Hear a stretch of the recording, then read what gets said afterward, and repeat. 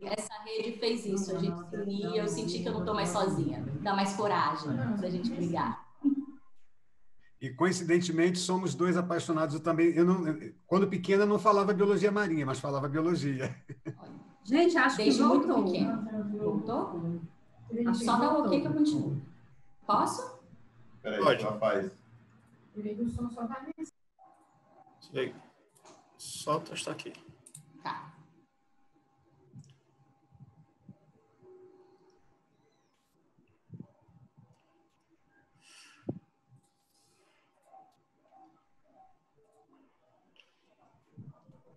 Fabi, não vou sumir não, só vou pegar um café, tá?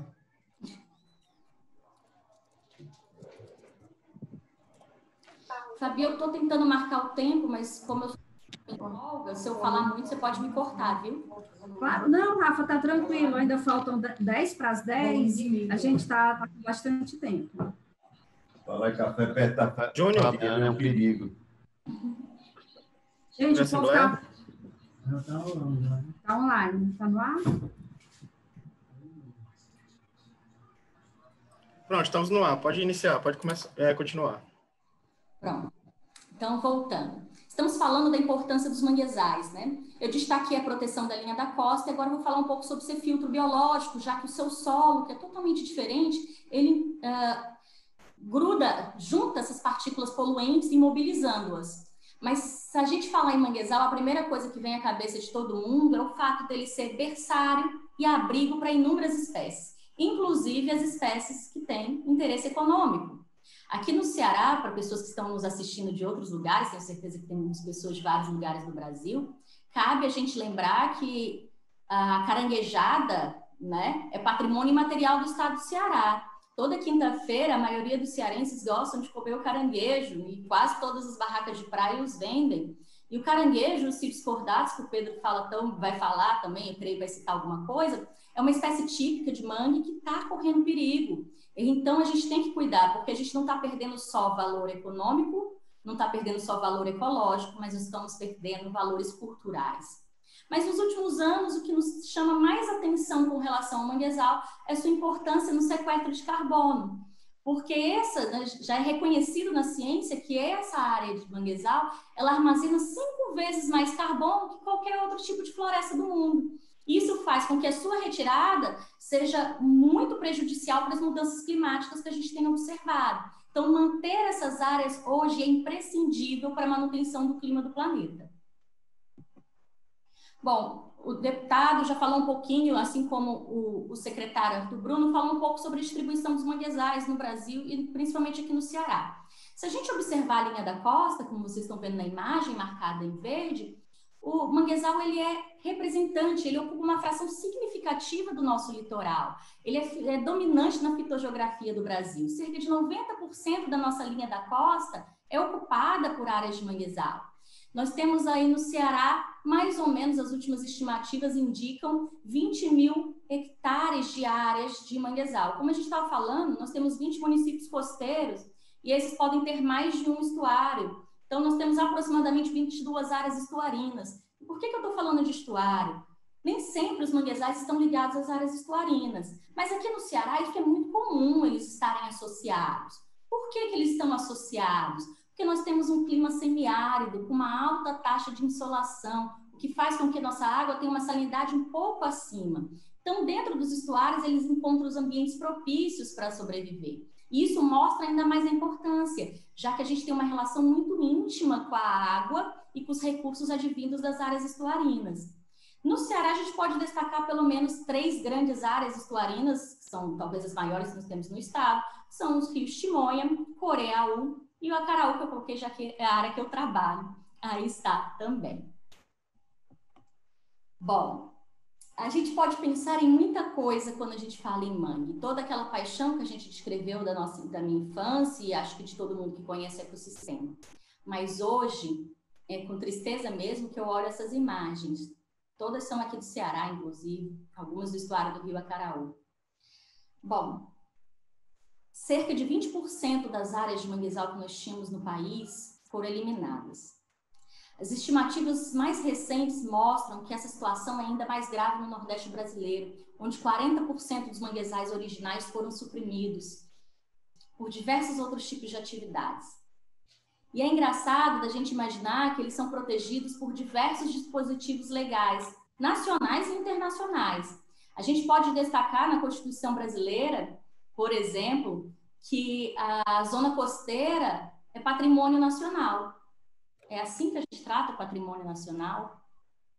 Pelo Código Florestal, as áreas de manguezal são áreas de preservação permanente. Eu não sei vocês, mas nas minhas idas e vindas, eu não vejo a preservação permanente que a lei cobra. Então, é com muita tristeza que a gente vê essas imagens. Aqui no Ceará, a gente pode destacar como os principais vetores de impacto o desmatamento, para diversos fins, a disposição inadequada de resíduos sólidos, vocês estão vendo aí isopor nas margens do rio Acaraú, petróleo, que no último ano nos atingiu fortemente, do fim do ano passado até o início desse ano, a gente ainda tem resquícios, e que a fonte ainda não foi conhecida, e isso nos deixa apreensivos, porque a gente precisa remediar esses impactos. Citei aqui o petróleo, mas eu poderia estar citando também efluentes domésticos, que são colocados nessas áreas sem o devido tratamento, e diversos tipos de impactos provenientes das atividades aquícolas, entre elas, com maior destaque na costa cearense, a carcinicultura. De maneira geral, esses impactos causam fuga e morte associada, da fauna associada, lixiviação, ou seja, retirada gradativa de nutrientes pela água, perdendo todos os bens e serviços ambientais que esse ecossistema nos proporciona. Bom, então a gente tem que falar sobre isso. Mas o mais interessante é que, apesar de na nossa Constituição afirmar que cabe ao poder público e à coletividade a proteção ao meio ambiente, a defesa ao meio ambiente, não é todo mundo que exerceu o seu papel cidadão nesse caso. Normalmente nós somos taxados de loucos e as pessoas correm da gente, né? Então, o que a gente tem que fazer? E eu acho que é nesse momento que instituições como a que eu trabalho podem ajudar. Porque nós somos uma instituição de ensino, pesquisa e extensão. Qual é o nosso papel com a pesquisa? Qual é o nosso papel nesse momento? É ajudar nesse caso. Nós temos que produzir dados que possam subsidiar o trabalho dos agentes públicos, para que eles possam, de fato, elaborar políticas públicas, como algumas das que foram anunciadas aqui hoje, né, que a gente espera que seja mais à frente a gente consiga ver os resultados, que a gente possa ajudá-los a promover a tomada de decisão e o monitoramento dessas áreas. E mais do que tudo, sobretudo neste momento, a divulgação científica. Os dados que nós produzimos têm que ser divulgados para fazer com que esses amigos e parentes que costumam correr da gente se apropriem e entendam que aquilo ali não é importante só para mim, mas para todos, né? Então, é isso que eu vou tentar mostrar um pouquinho agora. Óbvio que eu estou falando do estado do Ceará, mas eu vou focar nos trabalhos do meu grupo de pesquisa e vou citar alguns deles que eu acho que podem ter uma relação direta com esse caso. Então, vamos lá. Bom, vocês estão vendo aí no cantinho um caramujo. Eu sou apaixonada pelos moluscos. Esses caramujinhos aí são chamados hoje Melampus coffea. Antigamente era Melampus coffeus. O Melampus coffea é um caramujo pulmonado. O que quer dizer isso? Que ele não respira por brânquias, ele não respira dentro d'água, ele respira fora d'água. Isso faz com que ele vive num ambiente que a maré sobe e desce, ele vai ter alguns problemas. Então, esse animal, ele desce ao solo para se alimentar das folhas de mangue, e ele tem um papel incrível com relação a isso, ele é um macrodetritívorro. Isso quer dizer que ele quebra as partículas alimentares das folhas para se alimentar e fragmenta ela, deixando disponível para os outros organismos, que possam acontecer, por exemplo, as taxas de fotossíntese. Mas quando a maré sobe, para não se afogar, ele sobe na árvore. Vocês estão vendo aí. Então, ele faz esse processo pelo menos 2 vezes por dia. Desce, sobe, desce, sobe. Então, ele tem uma ligação direta com a vegetação de mangue, já que ele depende dela para alimentação e para não se afogar. Então, nós fizemos um trabalho, inclusive é uma parte da minha tese de doutorado, onde a gente fez coleta em áreas estuarinas a fim de cobrir o litoral do Ceará inteiro. Então, eu tenho desde Capuí, lá em Barra Grande, até o estuário do Buriú, lá em Camusim. E nós fizemos associação entre a densidade de árvores de mangue e a densidade dessa espécie. Se vocês observarem no gráfico, esses quadradinhos e as bolinhas, vocês vão ver que eles coincidem, certo? Eles coincidem fortemente. Vou botar o ponteiro aqui, ó. eles coincidem, ou seja, a ocorrência da espécie vegetal determina a ocorrência da espécie animal, a não ser que eu tenha um outro tipo de impacto. Nessa área eu tenho forte deposição de esgoto, e isso influenciou fortemente a ocorrência da espécie. Esses dados nos mostram que essa espécie pode ser um indicador ecológico de áreas degradadas. Ela pode relatar a sanidade das áreas de manguezal simplesmente com a sua presença e ausência. E isso é uma característica importante para que a gente possa remediar impacto de maneira rápida. Tem uma outra espécie de caramujo, essa aqui se chama Litorária angulífera. Essa já não é pulmonada, ela vive ali nas folhas, ela vive nos troncos, nos galhos, nas raízes. Ela se alimenta basicamente de fungos que estão depositados sobre as folhas, os troncos e as raízes. E é um animal que é muito interessante porque ele é um modelo ecológico para estudos no mundo inteiro. Não essa espécie, mas a família tem uma ocorrência mundial. Isso faz com que a gente consiga comparar os dados ao longo do mundo inteiro para projetar o que está acontecendo no ecossistema. Então, dentro dos aspectos biológicos, isso é muito interessante. Então, essa espécie é um modelo de estudo. Então, nós começamos a observar que diferentes tipos de impacto levavam a diferentes respostas do animal.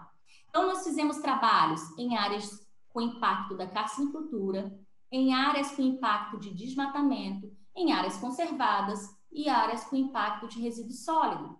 E a gente percebeu que o tamanho do animal, ele diminuía em áreas impactadas. Então, nós temos em áreas conservadas animais maiores, ou seja, onde ele consegue reproduzir todo o seu fitness. Como assim? As atividades, ele consegue se alimentar bem, ele consegue reproduzir bem. Isso quer dizer que o impacto leva à mortalidade da espécie e de todas as suas funções ecológicas. Como ela é base para outros animais, como por exemplo para peixes e alimento de aves, todo o ecossistema pode ser comprometido com a ação de alguns desses fatores. Talvez essa espécie aqui vocês conheçam melhor. Aqui no Ceará ela é conhecida popularmente como búzio, mas ao longo do Brasil ela tem outros nomes, né? Eu já vi búzio de pedra, vongole, que mais? Berbigão, também em alguns lugares.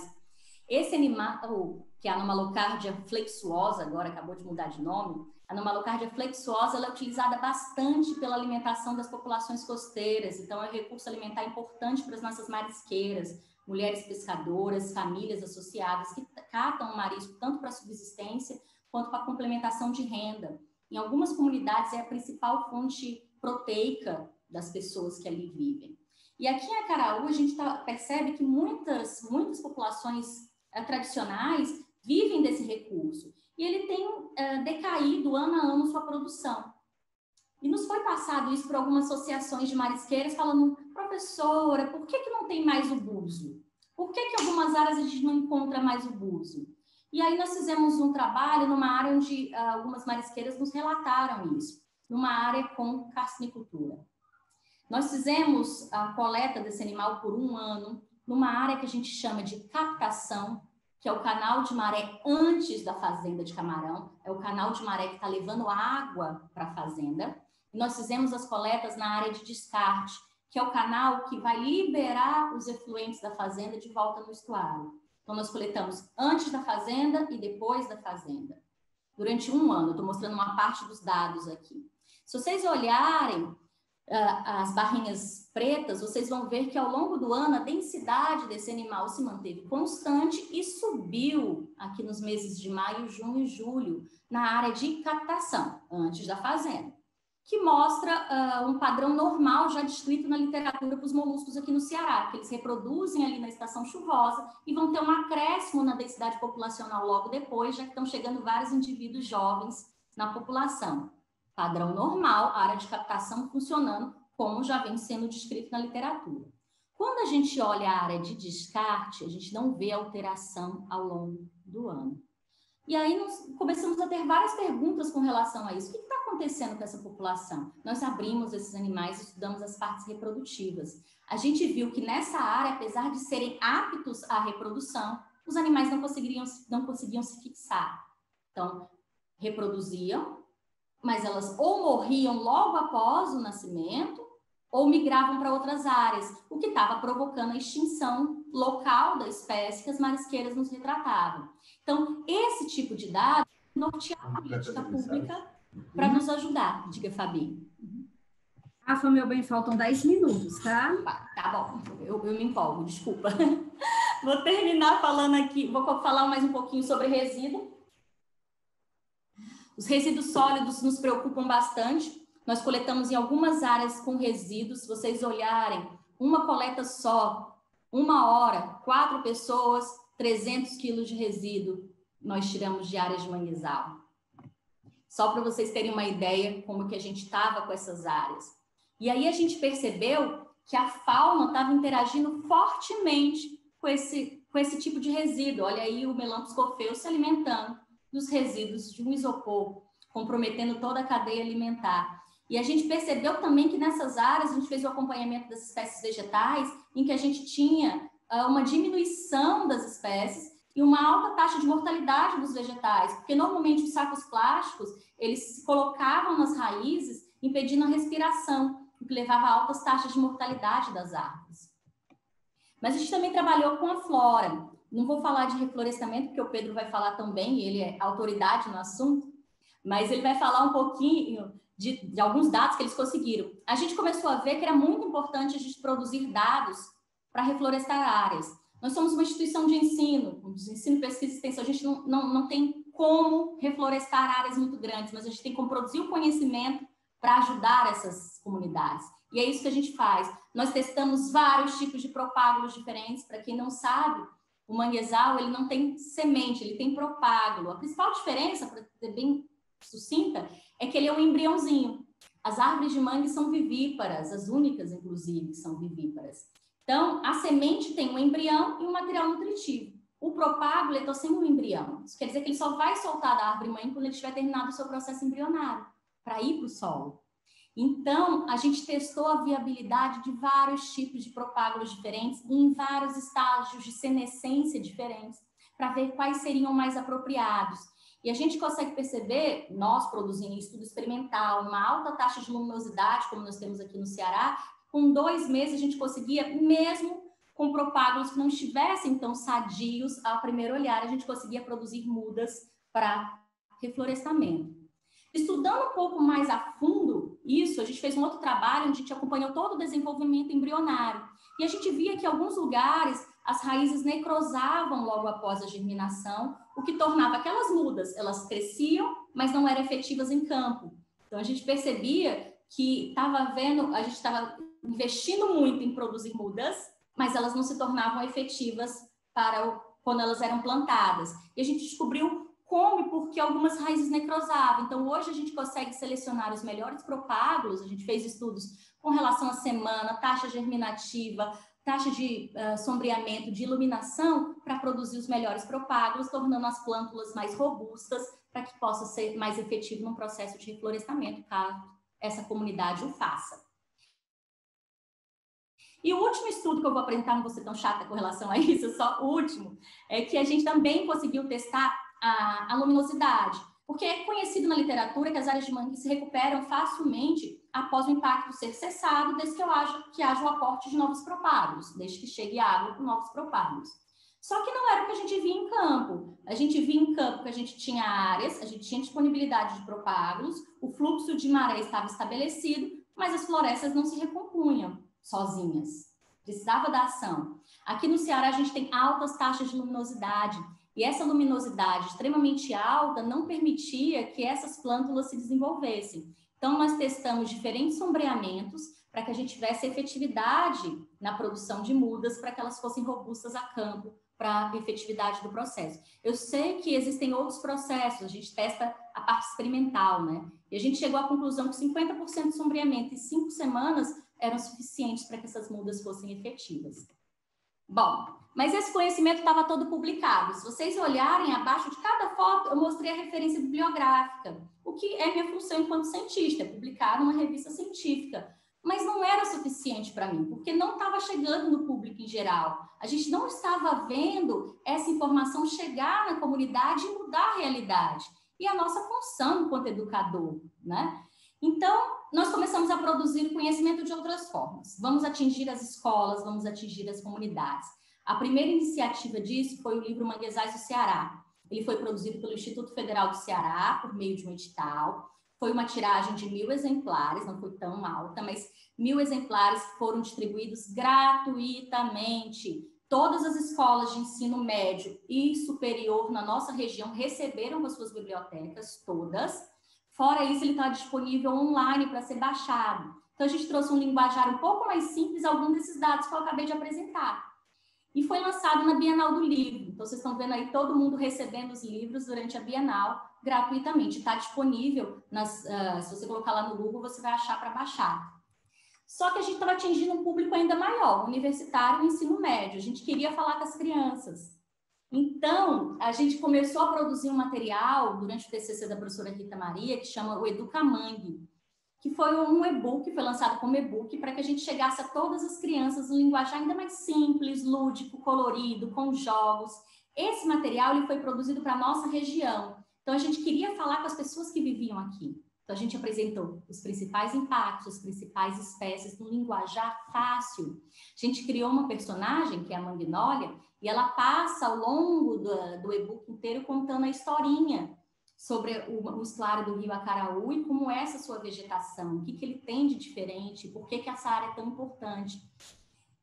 Mas eu ainda não estava satisfeita, a nossa equipe não estava satisfeita, porque a gente não tinha conseguido imprimir esse livro. Mais uma vez, eu estou numa instituição federal de ensino, mas a gente não consegue recursos para produzir todos esses livros o tempo inteiro e distribuí-los.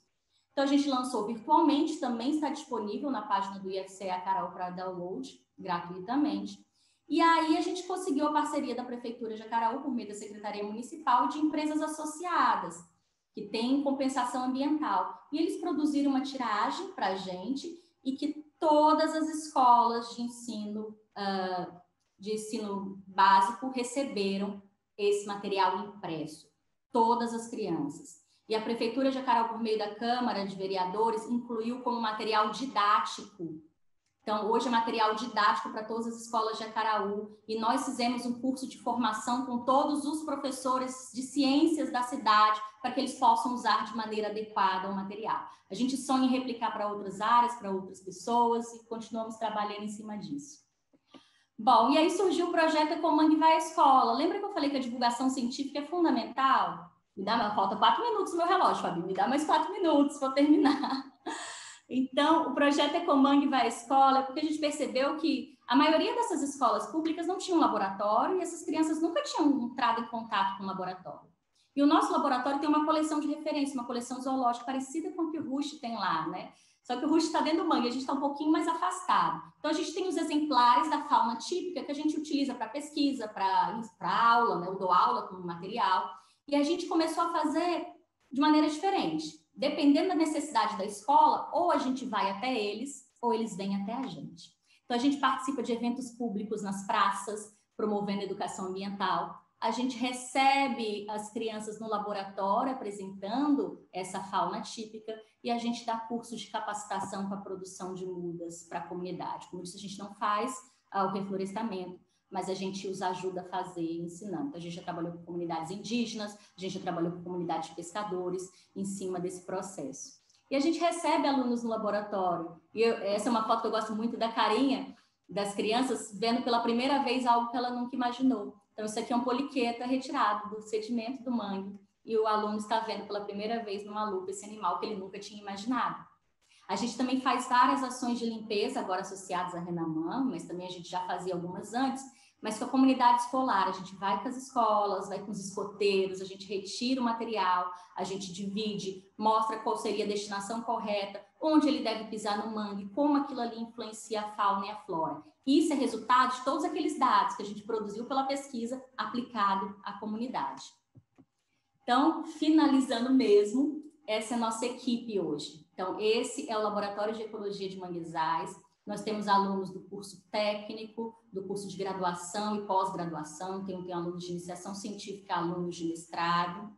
No laboratório, trabalhando nas diversas áreas, então eu tenho desde alunos que trabalham com a macrofauna, com invertebrados, com peixe, moluscos, educação ambiental, com a flora, e que eu acho que é urgente, que eu posso falar por todos eles, que a gente com muita alegria continua produzindo dados para fomentar de fato os tomadores de decisão e a elaboração de políticas públicas, mas que nós estamos vendo que é efetivo, necessário, urgente a fiscalização da legislação existente. Nós temos uma legislação, mas ela não está chegando, de fato, a ser efetiva. A gente precisa, e a gente aproveita os agentes públicos aqui envolvidos hoje, que a gente peça uma atenção para isso, para que a lei seja cumprida, especialmente nos municípios do interior, como o que eu trabalho. Então, tem aí as nossas redes sociais, onde a gente divulga todos os trabalhos do Ecomangue, então, tanto no Facebook quanto no Instagram. E muito obrigada. Deu certo, no tempo. Oi, Rafa. Rafa, sempre uma aula, né? Além de uma forma de falar que deixa a gente bem encantado. Rafa, eu queria te dizer que eu acabei de receber a mensagem. Tem horas que eu olho para baixo e olho para os lados, porque tem coisinhas acontecendo. A Comissão de Meio Ambiente tem interesse em publicar os livros, tá certo? Depois a gente vai fazer as pontes para fazer isso acontecer. Já agradeço a Assembleia, desde já. Agora a gente vai passar a fala para Pedro. Pedro, desmuda seu microfone, que está mudo, por favor. Eu já peço, gente, porque eu já conheço, tá? Não estou te ouvindo, Pedro. Agora sim. Pedro, da mesma forma como eu falei para a Rafa, a gente te agradece desde já, né? A gente até brincou ontem que algumas pessoas talvez perguntem porque é a semana estadual e tem um trabalho do Rio de Janeiro participando, e a gente fala muito que o que é bom a gente tem que repercutir e copiar. Então, eu deixo os 5 minutos iniciais para você falar dos projetos em si, dos eixos temáticos, e o restante da fala é com você, que eu não vou ensinar Padre Nosso a vigário. Muito obrigada. Bom dia a todas e todos. Eu não sei se eu mando um carregamento de gato morto para o Ceará, porque depois, você me colocar para falar depois da Rafaela, é uma covardia. Né? Rafaela, parabéns, estou encantado mais ainda com o trabalho e me aguarde, vamos conversar muito, né? Deixa eu tentar compartilhar a tela aqui logo. Vocês veem? Deixa eu botar aqui. Tá ok. Pronto. Para quem não entendeu nada, gato morto é um jargão que se usa no Rio de Janeiro, tá? Quando a gente quer dar uma bronca em alguém, a gente diz que vai dar com gato morto até o gato miar. É isso. Ah, é? Ixi. Vou ligar aqui meu cronômetro, né? Para não me perder. Bom, gente, meu nome é Pedro Belga, assim como a professora Rafaela, a minha área de formação também é a biologia marinha. É um encantamento desde criança. Meu primeiro contato com os manguezais foi aos 15 anos de idade, quando eu trabalhava com um grupo jovem de Igreja Católica, e nós fazíamos atividades na costa, aqui no município de São Gonçalo, na Baía de Guanabara. Eu atuo numa conurbação urbana bem complicada. A bacia contribuinte da Baía de Guanabara, ela agrega hoje mais de 10 milhões de pessoas, né? São 35 grandes rios que desembocam nessa Baía de Guanabara, e é um trabalho hercúleo. O projeto SA ele conta com o patrocínio da Petrobras desde 2012, na sua gênese. Nós estamos no 3º contrato atualmente, e eu chamo esta minha apresentação de projetos socioambientais e sua contribuição para a manutenção da sociobiodiversidade na Guanabara e seu entorno. Para vocês entenderem um pouquinho, o caranguejo sá, o Cites cordatus, é a nossa espécie símbolo, ou espécie bandeira, representando todo o ambiente trabalhado e também os povos, né, tradicionais que vivem da sua catação e que dependem de um manguezal equilibrado ou mais próximo disso para poder sobreviver. Aqui na Baía de Guanabara são mais de 10 mil pescadores artesanais que vivem nesse ecossistema. São centenas de famílias que vivem exclusivamente da catação do caranguejo e, como eu disse, são mais de 10 milhões de pessoas impactando esses 35 rios e esses 250 mil metros cúbicos de água que chegam por segundo nesse ecossistema chamado Baía de Guanabara, né? A missão do Projeto SA, ou as missões do Projeto SA, é restaurar e monitorar ecossistemas costeiros, com foco nos manguezais, disseminar informações e boas práticas para o combate ao lixo marinho costeiro, integrar comunidades tradicionais para a promoção da sociobiodiversidade com valorização da cultura local. Não há como desenvolver nenhum trabalho, a Rafaela deve saber bem disso, se não houver envolvimento da comunidade local, principalmente os povos tradicionais, promover educação ambiental regular e inclusiva, e desenvolver pesquisa para apoio a políticas públicas e melhoria socioambiental dos ambientes trabalhados. Esses são os focos que nós trabalhamos dentro desse projeto. Para vocês entenderem um pouquinho, aqui está a Baía de Guanabara, né? Aqui a nossa base operacional, que é a Unidade de Conservação APA de Guapimirim, e aqui são os municípios que nós atuamos. O projeto SAI atua em 10 municípios da Bacia Contribuinte da Guanabara. É uma área de quase 4.000 quilômetros quadrados. É um trabalho hercúleo. Eu costumo brincar que, como coordenador de projeto, eu sou um bom motorista de Uber, porque passar o dia interagindo nesses municípios, seja com escolas, seja com os povos, seja com o poder público, seja com a sociedade de uma forma geral, é uma tarefa bastante complicada, mas que nos traz muito prazer quando nós vemos os resultados. Eu vou pedir licença a vocês para fazer uma rápida contextualização sobre os eixos do projeto e depois eu entro especificamente na área de restauração. O projeto ele é planejado e é trabalhado em 4 eixos temáticos, que é a sustentabilidade, o primeiro deles, que é a produção de serviços ecossistêmicos e a geração de renda alternativa, né, para esses povos tradicionais. Nesse eixo sustentabilidade, eu tenho 3 ações, que é a restauração, a Operação Limpa-Oca, que é a maior operação contínua de limpeza de manguezais existente hoje, e o turismo de base comunitária. Na educação ambiental, a nossa proposta é disseminar informações e boas práticas, trabalhando aí desde a primeira infância, inclusive de 0 a 6 anos, até a universidade. Produzimos pesquisa também, assim como o laboratório da professora Rafaela, embora o foco total não seja isso, mas não há como viver sem a pesquisa, né? Até porque ela vai produzir o conhecimento que nós vamos tornar em linguagem prática para levar às comunidades e tentar envolver essas pessoas na conservação desse ambiente. E o nosso 4º eixo é a democratização do conhecimento, onde nós fazemos divulgação científica através de exposições itinerantes e de eventos como esse que nós estamos participando agora, né? No eixo de sustentabilidade, eu vou falar muito rapidamente da Operação Limpa-Oca. Ela acontece aqui nessa área amarela, vocês têm a área total da APA de Guapimirim, que são 14.000 hectares. Dentro da APA de Guapimirim, nós temos uma unidade de conservação de uso restrito, que é a Estação Ecológica da Guanabara, e esses 2 pontinhos verdes aqui são os 28 hectares trabalhados pela Operação Limpa-Oca. Para vocês terem uma ideia, até um banheiro químico nós já achamos nos manguezais da Baía de Guanabara, né? Muito tubo de imagem, muita televisão, são 935 carcaças de TV e 24 TVs completas já retiradas desse manguezal. Aqui mais algumas cenas. Nós contratamos os catadores de caranguejo com o patrocínio, né? A Petrobras, como é a patrocinadora, tem uma verba prevista para pagar uma bolsa-auxílio para esses catadores na época do defeso, que aqui no Rio de Janeiro é de 1º de outubro a 31 de dezembro, não se deve catar, comercializar, não se deve, principalmente, consumir o caranguejo, porque ele está na época de reprodução. Então, eles recebem uma bolsa-auxílio para, ao invés de catar o crustáceo, eles catarem o lixo que impacta esse ambiente.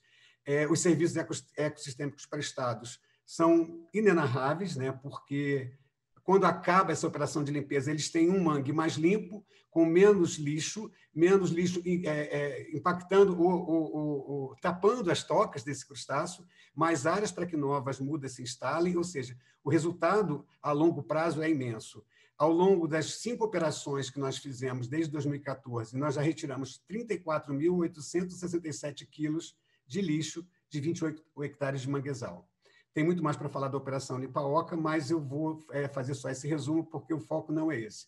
Ainda no eixo sustentabilidade, nós trabalhamos o turismo de base comunitária.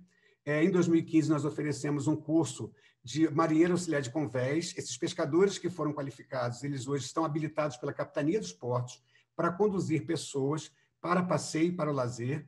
Suas famílias foram envolvidas, foram mais de 18 cursos ministrados, uma rede chamada Nós da Guanabara, hoje, foi criada, então nós temos aí os catadores de caranguejos, os quilombolas da região, os pescadores artesanais e agricultores familiares atuando nessa rede e usando as belezas cênicas do ambiente, e ninguém melhor do que os próprios moradores que têm interesse na manutenção da sustentabilidade recebam esses turistas de forma sustentável e praticando o turismo de base comunitária. Então, esse é um outro foco do eixo sustentabilidade do Projeto SAR. para fazer com que as pessoas entendam que o mangue não é só sujo, lamoso, mal cheiroso, cheio de mosquito, nós criamos a turminha do USA, né? A professora com certeza sabe como é importante tornar palatável esse ambiente, né? Então, aqui nós temos a turminha do USA, que é uma campanha de comunicação que norteia todas as nossas publicações também, para levar aos pequenos o encantamento por esse ambiente. Já que ele nos encantou, nós precisamos encantar os outros também. A educação ambiental, como eu disse, nós trabalhamos desde a tenra infância. Aqui é uma atividade numa base nossa lá em Ubatuba, no litoral norte de São Paulo. Temos painéis que mostram a zonação do Costão Rochoso para que fique mais fácil as crianças entenderem que, quando eles estão na praia, o que está acontecendo naquele ecossistema, que para eles é só lazer, mas existe um ecossistema acontecendo ali. Aqui, várias outras atividades com crianças. Aqui é uma exposição itinerante que eu vou mostrar mais à frente. Aqui um trabalho no primeiro simpósio de Biologia Marinha da Universidade Federal Fluminense, ano passado, nossa participação lá, não só com palestras, mas também com educação ambiental no ambiente, aqui mais da turminha do USA, em 3D. Nós desenvolvemos um pioneiro trabalho de educação ambiental inclusiva. Essa publicação Guanabara Viva, que nós estamos mostrando, é uma publicação que foi produzida em Braille. Só após a produção dela, nós descobrimos que era a primeira publicação sobre a Baía de Guanabara em Braille. Então, todo um trabalho de educação ambiental é feito para a inclusão. Eu tenho um irmão surdo e eu sei da dificuldade que é a comunicação natural com o povo surdo, quanto mais falar de sustentabilidade, falar de meio ambiente. Desde 2015, nós viemos atuando em parceria com um grupo de pós-graduação da Universidade Federal Fluminense e com o Ateliê do Encontro, que é um grande parceiro nosso, para acessibilizar todo o nosso material. Então, nossas publicações possuem lá o QR Code, que remete para um vídeo em Libras. Todo o nosso material hoje está sendo trabalhado também em Braille. Trabalhamos com pessoas com diversidade intelectual, com surdez, com baixa visão. Num dos slides da professora Rafaela, ela mostrou lá o encantamento das crianças com a lupa, e foi justamente com esse trabalho com lupa que a gente percebeu que algumas crianças não tinham condições de ver. Para isso, foram desenvolvidos modelos táteis em 3D de toda a nossa coleção, assim como o Rust, assim como o Ecomang. Nós também temos uma coleção didática que é para visualização, mas também agora possuímos esses mesmos organismos em 3D, para que as crianças com baixa visão e cegas possam ter acesso a essa informação. Esse ano, até o final do ano, nós estamos lançando 10 verbetes novos na linguagem brasileira de sinais, já desde o conceito até a criação do sinal. Então, por exemplo, o reflorestamento não existia em Libras, passou a existir agora, sustentabilidade, Baía de Guanabara, manguezal, alguns termos. Nós trabalhamos com a comunidade surda e com esses pesquisadores para que os surdos entendam, desenvolvam o conceito para depois criar o sinal. Então, nós estamos lançando aí 10 verbetes novos e a intenção é não parar e aumentar cada vez mais a disseminação de conhecimento dentro da comunidade surda. Dentro da educação ambiental, ainda nós fazemos atividades que são presenciais. Temos uma parceria com a Universidade de Oklahoma, já recebemos 18 comitivas deles desde 2015. Esse ano, infelizmente, ainda não houve nenhuma visita. Aqui, alunos da Universidade de Webster, no Missouri, que também vieram visitar. Comitê de Bahia, aqui o Coletivo Jovem, o SAC, é uma galera que atua, são universitários que atuam na preservação desse ecossistema aqui na Baía de Guanabara. Aqui o nosso barco, que leva as pessoas para esse passeio. O Lenine, o cantor Lenine é o nosso embaixador, ele nos conheceu em 2014, plantou mangue conosco. A árvore que ele plantou com 50 centímetros hoje está com 6 metros de altura. Ele já voltou algumas vezes. Em 2017, foi muito interessante, ele ganhou o prêmio Trip Transformadores. Ver a emoção dele, olhar para cima, para a árvore que ele plantou com 50 centímetros, foi um momento ímpar que nós vivemos. Aqui o nosso coletivo jovem são universitários, a grande maioria da área de biologia e biologia marinha, mas tem diversas outras áreas de formação. São 35 jovens hoje que atuam em rede para disseminar esse conhecimento e levar ele para dentro das universidades, mas também, assim como a professora Rafaela falou, a importância de tirar esse conhecimento científico de dentro dos muros das universidades e trazer para a comunidade. Bom, em época de pandemia, nós tivemos que nos reinventar, então nós começamos a oferecer cursos online. O curso à distância de Educação no Processo de Gestão contou com 598 inscritos em 22 estados, foram 3 turmas formadas. Fizemos um curso básico de Libras online, com ênfase em meio ambiente, tivemos 470 inscritos em 7 estados. Um curso de introdução à biologia marinha e aos ecossistemas costeiros, com 3.190 inscritos, nos 27 estados e inscritos em 4 países, né? Então, teve Portugal, teve Colômbia e México e o Chile, pessoas assistindo o nosso curso online, muito felizes com os resultados, as pessoas ficaram muito satisfeitas, e lançamos uma série de vídeos em Libras que estão no nosso Facebook, estão no nosso Instagram e também no nosso canal no YouTube. Na área de pesquisa, que é o nosso terceiro eixo, nós atuamos na Estação Ecológica da Guanabara e na APA de Guapimirim, aqui às margens da Baía de Guanabara, e na Resex Marinha de Itaipu e no Parque Estadual da Serra da Tiririca, que fica em Itaipu, já em área fora da Baía de Guanabara. Na verdade, as pesquisas são feitas de forma espelho, uma área usada como controle e a outra para poder fazer a comparação de dados, né? Já que uma está dentro de um estuário e outra está mais em mar aberto. Em 2013 e 2016, nós produzimos, no período 2013 a 2016, foram produzidas 4 dissertações, 2 TCCs de pós-graduação, 4 TCCs de graduação, 10 resumos, 4 resumos expandidos, 5 artigos, e no atual contrato, que está encerrando agora esse mês, nós já temos 8 resumos, 2 resumos expandidos, 2 artigos, um TCC já concluído de graduação, 4 TCCs de graduação em andamento, um mestrado iniciado em 19, com substrato, inclusive com a microbiota, um doutorado iniciado também em 2019, que aí esse doutorado é todo focado no Citrus cordatus, na nossa espécie símbolo, e um doutorado de qualificação na área de divulgação científica. No eixo democratização de conhecimento, nós realizamos em 2016 o primeiro seminário nacional de manguezais aqui pelo projeto.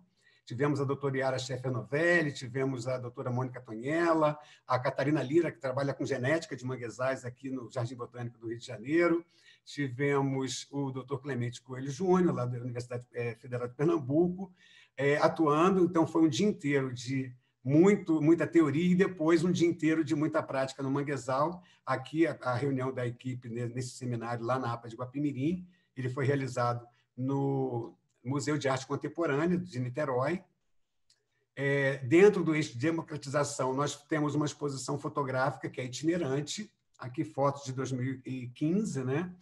Para mostrar a Baía de Guanabara que ninguém vê, embora ela seja desse tamanho, né, 389 quilômetros quadrados de massa d'água, as pessoas acreditam aqui no Rio que a Baía de Guanabara se limita à Ponte Rio-Niterói, ao Pão de Açúcar e ao Cristo Redentor. Não é bem assim, né? É uma bacia contribuinte com 4.000 quilômetros quadrados e cada papel de bala, cada garrafa jogada lá nos municípios da Serra, eles vão impactar de alguma forma, vão chegar aqui aos manguezais.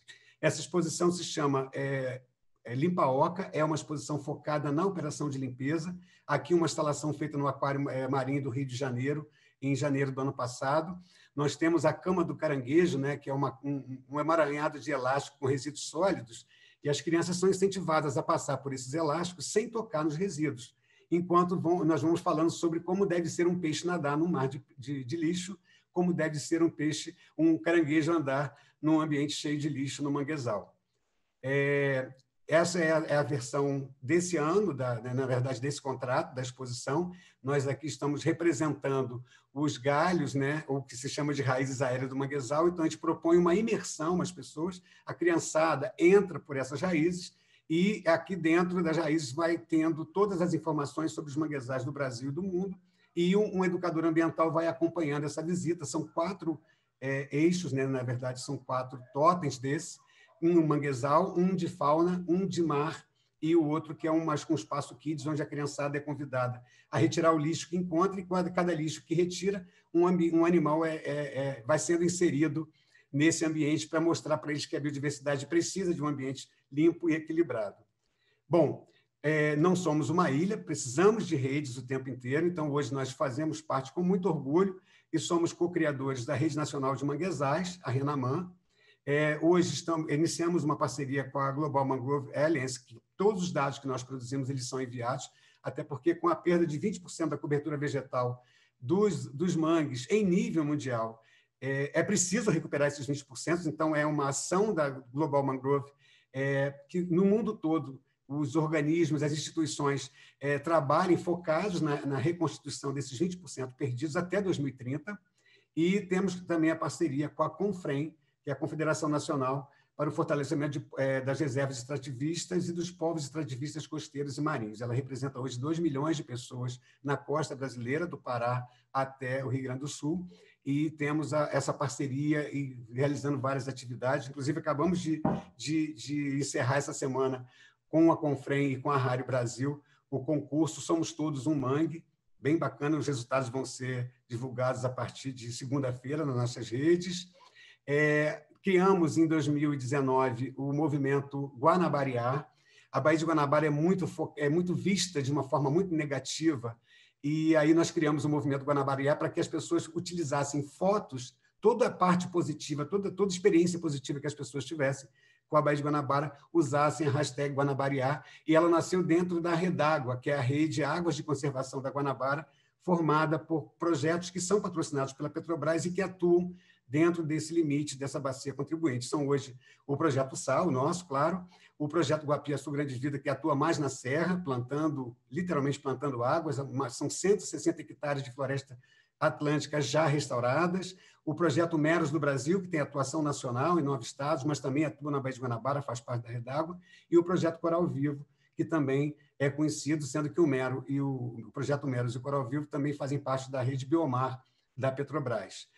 Aqui é a cantora Fernanda Abreu, que virou uma grande parceira nossa. Hoje eu vou ter a felicidade, eu não falei no início, mas julho, além de se comemorar o mês dos manguezais, comemoramos também o aniversário de 8 anos do Projeto Sá. Ele nasce no mês dos manguezais, em 2012, e a Fernanda fez um depoimento lindo para a gente ontem. Fabiana foi a primeira a ver, mandei ontem para ela já tarde da noite. E o músico Jorge Israel, que é do antigo grupo Kid Abelha, a cantora Ivy Moraes, assim como Lenine, são as pessoas que nos ajudam a divulgar esse trabalho e trazer luz, né? Nós atuamos no recôncavo da Guanabara, num lugarzinho muito escondido que as pessoas não veem, e essas personalidades nos ajudam a dar luz a esse trabalho. Na área de sustentabilidade, voltando ao primeiro eixo, a gente vai falar um pouco sobre degradação de manguezais. No ano de 1700, a madeira utilizada era utilizada como lenha e carvão na produção de açúcar e combustível doméstico. Depois, em 1890, a introdução de tijolos e telhas na construção de casas, aumentando a demanda por lenha e ocupação de áreas alagadas. Esses são os focos da degradação, né? Principalmente aqui na Baía de Guanabara. No cenário atual, a expansão imobiliária e o esgoto doméstico e industrial são os principais fatores de degradação do nosso querido manguezal. E a Baía de Guanabara contava, na época de descobrimento, com uma área total de 258 quilômetros quadrados de manguezais e atualmente só possui 60, que são os que estão dentro da área de preservação, que é a área de proteção ambiental de Guapimirim. Aqui uma foto icônica do final da década de 70, essa unidade de conservação perdeu 60% da sua cobertura vegetal. A zona sul do Rio de Janeiro e das cidades do entorno daqui da Baía de Guanabara consumiram a madeira para poder aquecer nos fornos das olarias os tijolos e telhas para a construção dessa cidade, para a expansão imobiliária. No caso do reflorestamento de manguezais, nós fazemos avaliações das condições das áreas impactadas, identificando as dificuldades e traçando estratégias. Pretendemos restabelecer as funções ambientais, garantindo a sustentabilidade com esse reflorestamento. O histórico, eu estou olhando aqui o cronômetro, vou ter que acelerar um pouquinho, antes que a Fabiana me dê um puxão de orelha. Então, o histórico da degradação e avaliação da área. A vegetação retirada há mais de 50 anos para abastecimento de olarias, como eu já falei, houve perda de resiliência. Essa área que vocês estão vendo aqui foi uma das áreas que nós restauramos. Aqui já não havia mais condições do mangue se restaurar, ele foi totalmente degradado. E o desenvolvimento de espécies herbáceas oportunistas que impede o desenvolvimento da regeneração natural, como é o caso aqui dessa foto. As espécies arbóreas presentes no manguezal do Rio de Janeiro é a vicênia, mangue preto, né? A lagunculária racemosa, o mangue branco, e a risófora mangue, o mangue vermelho, por acaso aqui todo mundo mais conhece, né? O mangue vermelho é o mais icônico e que todo mundo sempre se remete ao mangue por conta dele.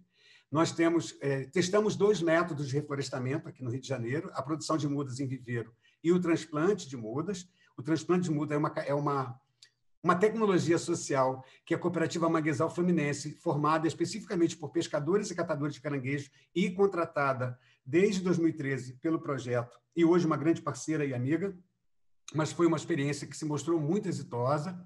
Né? No caso, a gente percebeu na produção de viveiro que tem a vantagem de produzir mudas de alta qualidade, até a professora Rafaela mostrou essa importância, né, desses testes, dessa experimentação, e a versatilidade na produção. Porém, no nosso caso, que as áreas restauradas demandam 15, 20 quilômetros de barco para chegar até elas, por rio, demanda um alto custo de produção, o viveiro tem que estar próximo às áreas de influência da maré, o que há uma dificuldade aqui, e o peso e o custo de transporte das mudas também são algumas desvantagens. Como eu disse, o método adotado pelo projeto SA é o transplante, e isso parte da observação desses pescadores, desses catadores de caranguejo. Essas mudas, né, como a professora também explicou, o propágulo, principalmente no mangue vermelho, ela cai da árvore-mãe já pronta, fica na lama e cresce ali embaixo da árvore-mãe. E, infelizmente, principalmente pela competição por luz, boa parte dessas mudas vão perecer e não virarão árvores. Nós fazemos a retirada, há um estudo, há um engenheiro florestal que acompanha esse trabalho de perto, junto com a cooperativa, e essas mudas são transplantadas. É feita a roçada desse ambiente, né? É mantida a serrapilheira, inclusive para poder manter a umidade desse solo. Essas mudas são plantadas, em média, com 50 centímetros de altura. Aqui, Dona Eugênia, a Fabiana teve a felicidade de conhecer, que é a vice-presidente da cooperativa, pescadora e catadora de caranguejo, uma figuraça que nos trouxe muitos ensinamentos na área de restauração, né? Aqui, o tutoramento, essas mudas precisam passar por tutoramento com bambu, para que não haja o tombamento dessa muda. Tivemos muita herbivoria, né? A maior parte das nossas perdas foi por herbivoria, né? O caranguejo vai lá e rói bem o caule dela. Adotamos algumas medidas em algumas áreas com a garrafa PET ali durante um período, protegendo essa muda. Aqui, aquela área de capim que vocês viram lá atrás, já toda roçada e com as mudas já tutoradas. Aqui, em 2015, essa mesma área em 2015, aqui em 2017, aqui está o Júlio, que também é da cooperativa, aqui o nosso engenheiro florestal, o Guilherme, já em 2019, com as mudas já com quase 6 metros de altura. Aqui uma visão geral daquela área que antes era capinzal, aqui são 87 mil metros quadrados de área recuperada, tem uma outra área com 95 mil metros quadrados também. Aqui mais uma linha de tempo, né, das ações. Aqui a muda do Lenine sendo plantada. Essa foto para nós também virou icônica. O Lenine sempre faz, nas apresentações públicas dele, sempre faz referência a esse evento. Aqui uma foto do Google Earth com a área como estava em 2014, melhor, em 2013. Essa foto é de abril de 2013 e essa foto é de final do ano passado. Vocês vejam que, quando você intervém de forma positiva, até as áreas adjacentes que não estavam em condições, elas começam a praticar a tal resiliência que o Rust tanto fala, né, Rust? Bom, consegui falar em 25 minutos, como eu prometi para a Fabiana. Eu tenho aqui a Gleice, a Dona Eugênia e a Marlúcia, que são catadoras de caranguejo e pescadoras. São grandes parceiras nossas, atuam conosco desde 2014, são pessoas que nos inspiram, que nos dão muito orgulho. E aqui no projeto SA, somente na Guardiões do Mar, nós temos 2 ditados na Guardiões do Mar. Um é que o órgão mais importante do corpo humano é o bolso. Então, um catador ou a sociedade em geral, ela não vai preservar o meio ambiente se ela não perceber que isso pode gerar renda, né? Então, não adianta eu chegar para esse catador e falar assim, olha, você não pode catar o caranguejo, senão eu vou te prender. É a sobrevivência dele. Então, nós produzimos formas de que eles possam ter uma renda alternativa e, ao mesmo tempo, cuidar do meio ambiente. Assim, nós criamos grandes agentes ambientais, e são 189 catadores de caranguejo hoje no entorno da Baía de Guanabara, que são nossos parceiros e agentes que replicam e potencializam os nossos resultados. E tem um outro ditado que reputam, que é um antigo ditado chinês, que nós gostamos muito, que se planejarmos para 6 meses, nós temos que plantar cereais. Se planejarmos para 10 anos, temos que plantar árvores. Mas se nós planejarmos para 100 anos, nós temos que preparar as pessoas. Essa é a nossa missão. Agradeço a atenção de vocês aí. Fui um pouco rápido, mas estamos aí à disposição nas redes sociais para poder falar um pouco mais sobre isso. Parabéns à Assembleia Legislativa do Ceará, primeiro estado do Brasil a criar a Semana de Proteção aos Manguezais. Muito orgulhoso de participar desse primeiro evento e todas as felicitações para vocês, porque vocês abriram o caminho para que outros possam se espelhar. Parabéns à Secretaria de Estado de Meio Ambiente, parabéns ao Ecomuseu Natural do Mangue, que faz um trabalho belíssimo. Eu tenho um orgulho de ser parceiro de vocês. Parabéns, professora Rafaela. Obrigado a todos. Deixa eu descompartilhar. Pronto. Voltei. Ih, caiu o Zoom. Caiu? Tirei. Não, tudo bem. Gente, eu cada vez mais encantada, né? Depois de ter a Rafa, de ter o Pedro, agora a gente vai passar para o Gusti, mas antes eu queria dizer que a vida tem dessas coisas. Rafa, a gente está bem aqui pertinho, Fortaleza, Caraú, e eu conheci o Mangue da Baía de Guanabara antes de conhecer a sua área, mas vai dar certo, né? A gente está cheio de possibilidades aqui, acho que vai acontecer muita coisa boa, né? O pessoal da Assembleia que já se disponibilizou a replicar o material da Rafaela. Pedro, você sabe que a gente quer te trazer para o Ceará de qualquer jeito, né? Para trabalharmos com reflorestamento. Pedro, você está mudo. Sou facinho, ainda mais quando se trata de amigos e parceiros. Agora eu vou passar para o Rush, ele está só vendo aqui, disponibilizando a apresentação dele, e ele vai falar um pouquinho sobre a experiência das aulas de campo do Museu do Mangue. Agradecemos mais uma vez a todos que estão conosco. Só vou passar aqui para vocês. Rafa, a professora Yara está elogiando a sua apresentação. Pedro, a Kátia lá de Joinville falou, como sempre falando o necessário, claro e objetivo, uma sua interlocução. Está todo mundo bem feliz acompanhando aqui o pessoal da Renamã. Vou passar a palavra para o Rush e no final eu volto para fazer o convite para o nosso evento de amanhã. Muito obrigada. Beleza? Todo mundo me ouvindo? Podemos começar? Bom dia a todos e a todas. Muito feliz em estar aqui com você. Bom dia.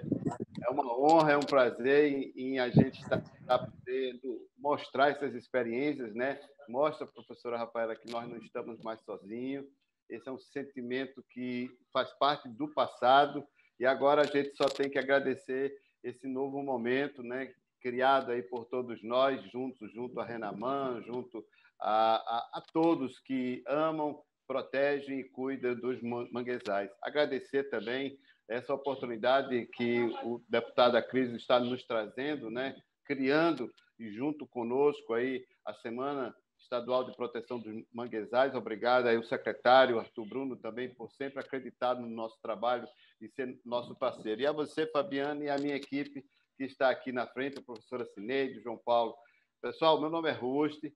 Estou já com a minha pasta aberta aí para mostrar um pouquinho da história, porque quando se trata de educação ambiental, a gente também tem que trazer também um pouco da nossa história. Então, como vocês podem ver aí, em 1999 foi quando eu conheci a Sabiaguaba pela primeira vez, mas eu sou pernambucano, né? Eu vim lá do Rio Capibaribe, ali, Chico Sainz, então eu tenho uma origem muito forte com a questão do mangue, mas não era o museu que eu vim fazer na Sabiaguaba.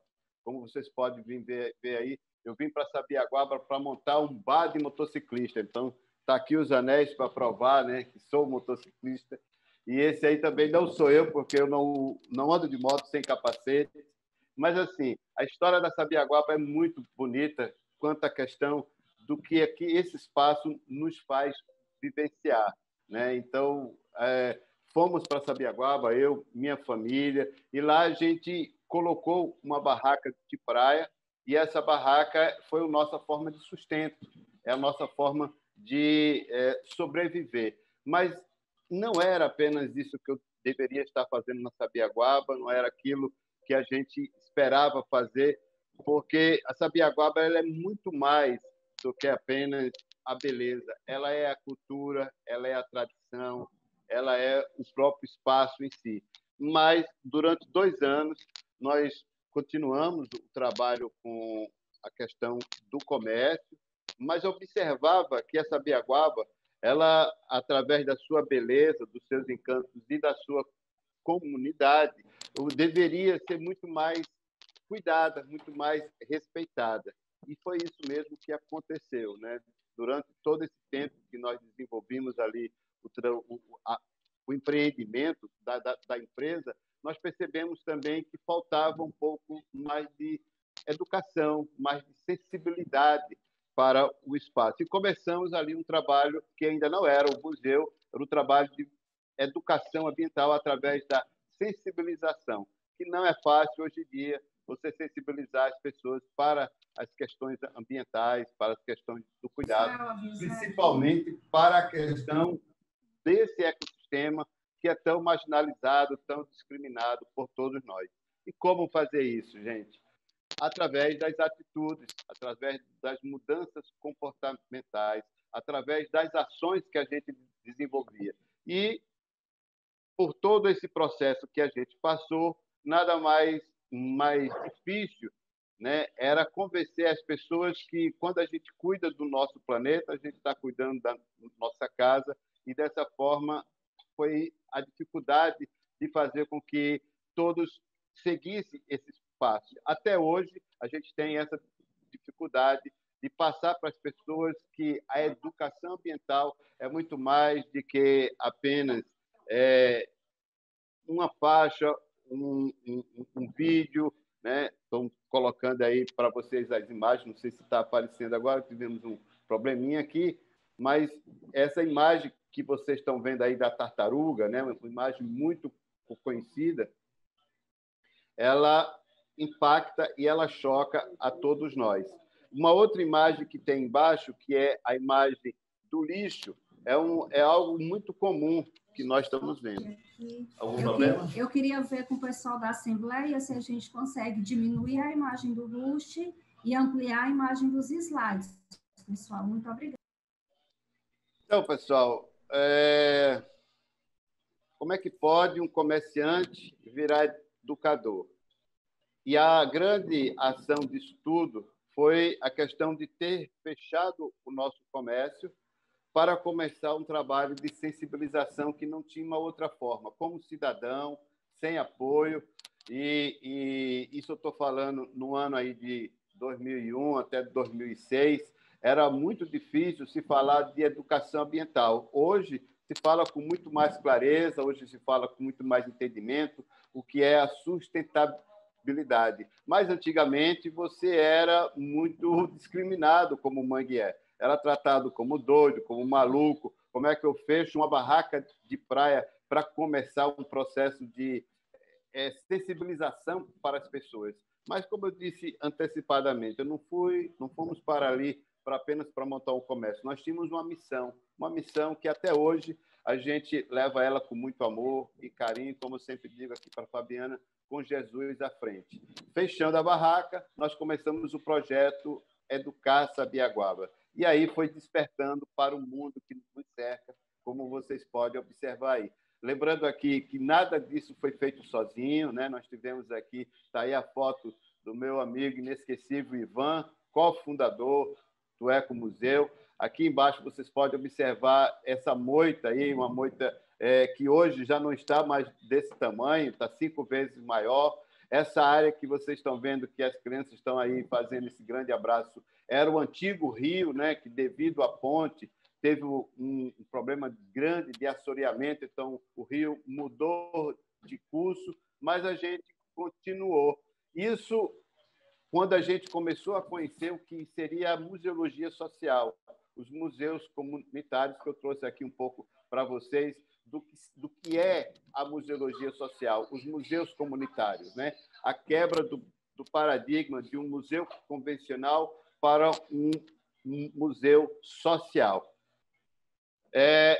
Também está aparecendo aqui, né? Eu sei que está um pouco grande, a gente mostra aqui a diferença do que seria essa questão de ser apenas um museu onde as pessoas pudessem ver, né? Pudessem ver as peças ali apresentadas. Lembrando a todos que o Ecomuseu ele tem ali um pequeno espaço, um micro espaço, mas um espaço que não é apenas o acervo que a gente está apresentando, que seria importante, mas sim o espaço ao entorno. Aqui a gente mostra um pouco dos nossos logos, né? Isso aí foi a nossa primeira logomarca, onde a gente simples e basicamente apresenta a árvore do mangue, uma referência ao mangue vermelho.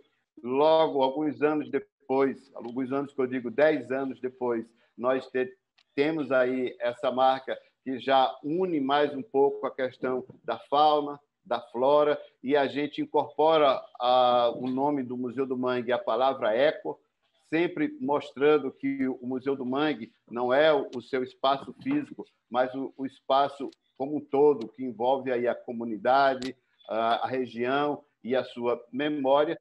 E agora a gente chega no novo momento, que é essa nova logomarca, com quase 19 anos, que nós estamos fazendo agora, uma logomarca que foi um presente dos nossos parceiros aí do Guardião do Mar. É uma marca que traz uma apresentação mais direta, mais concreta, principalmente se referenciando aí às raízes do mangue vermelho, essa que fica mais fácil das pessoas assimilarem. Então, esse aí é um pouco da nossa história referente às nossas marcas. Aqui eu apresento um pouco a nossa associação, lembrando que o Museu do Mangue é uma ONG, né? Essa ONG ela tem a Associação de Amigos do Ecomuseu. A sua fundação foi em 2011. O Museu do Mangue ele começou o trabalho, começou em 2001, né? E até hoje a gente tem a associação como o nosso parceiro principal. Como missão é documentar e criar mecanismos museológicos sobre os manguezais, coletar, arquivar, conservar os bens materiais e imateriais e desenvolver e difundir a importância da conservação e da proteção do ecossistema.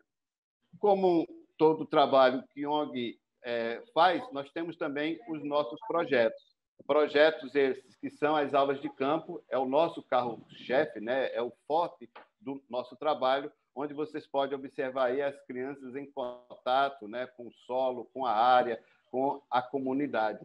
E aí a gente percebe também que são alunos das escolas públicas, é o nosso foco principal, né? São alunos das escolas municipais, das escolas estaduais. A gente tem aí também, devido à questão da pandemia, a gente também começou a inovar, então nós começamos a trabalhar com videoaulas.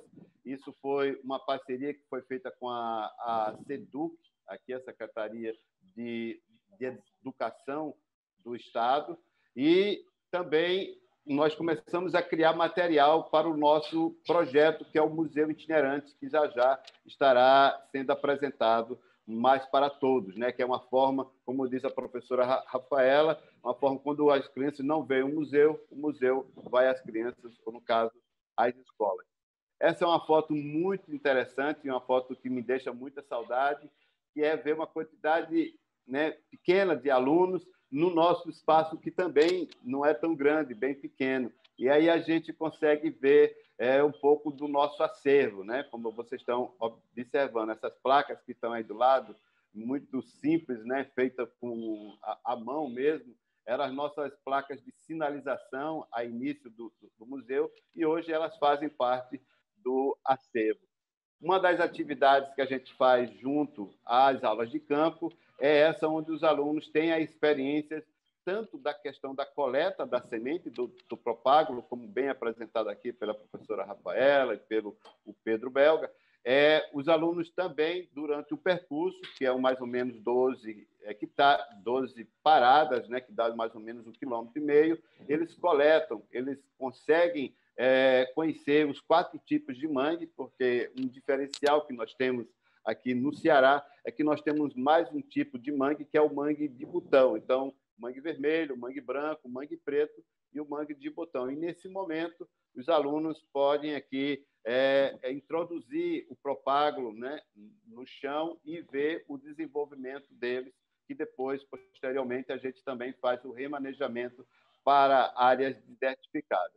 Aqui tem um pouco do roteiro, né, da trilha, que entre 2012 a 2019 nós recebemos em cerca de 16 mil alunos, né, entre visitantes e alunos, e é muito interessante que vocês podem perceber aí que em cada estação dessa ela tem um nome, ela tem aí um nome que a gente adotou para que os alunos pudessem aí entender melhor, né? Porque não é somente um passeio, como a gente sempre diz, é uma aula e cada aula tem a sua vivência e tem a sua interpretação, como a sua contemplação. Então, tem o espaço do acervo, do mangue vermelho, dos pés pretos, isso no circuito bem pequeno, numa área de mangue.